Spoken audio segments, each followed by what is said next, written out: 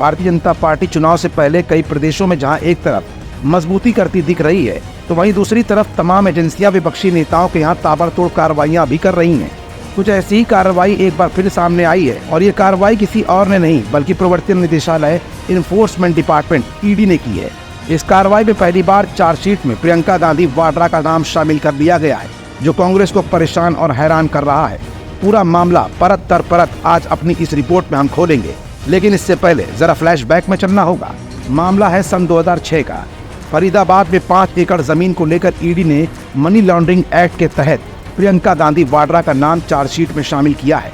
प्रियंका गांधी ने हरियाणा के फरीदाबाद के अमीरपुर में 5 एकड़ जमीन एक एजेंट के माध्यम से 2006 में खरीदी और वही जमीन 2010 में एजेंट के जरिए दोबारा बेच दी गई और उसी एजेंट को बेची गई जिससे जमीन खरीदी गई थी। दरअसल हरियाणा में ये जमीन खेती की थी और इस 5 एकड़ जमीन का सौदा एक real estate agent HL Pahwa से किया गया था और फिर 2010 में पहवा के हाथ में ही ये जमीन दोबारा सौंप दी गई। इस जमीन का सौदा फरीदाबाद के अमीरपुर गांव में किया गया था। दरअसल मामला जुड़ा हुआ है HL पहवा से और ये वही पहवा है जिसने NRI CC थम्पी को जमीन बेचा और मामला तूल पकड़ता गया।